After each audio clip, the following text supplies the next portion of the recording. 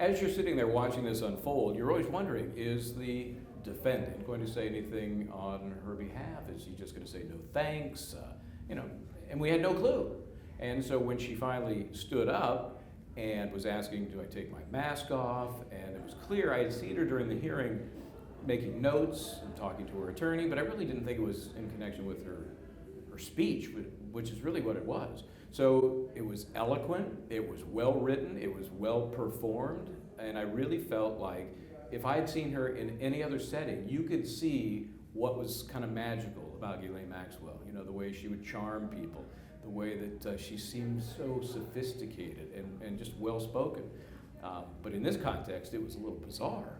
So she's saying things that sound like, I get it, the victims who have just made their victim statements. I get it, it's a horrible thing you've gone through. I acknowledge, the word she kept using, I acknowledge that you've had to suffer through these things. Jeffrey Epstein was a monster, a manipulator. But never once did she say, oh, by the way, this is my fault as well. Not once. And it became very clear she was not going to. All she had to say was, I'm with you, almost as if, hey, I'm a victim of Jeffrey Epstein myself.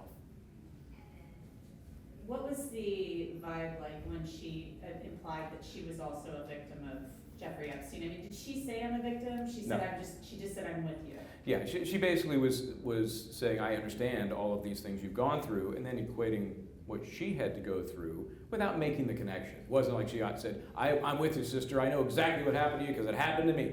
She didn't go that far, but you could tell that in her mind, and maybe it's all made up, maybe she really believes this, that she was a victim of, she was smooth talked by this guy and ended up being just another person in his web.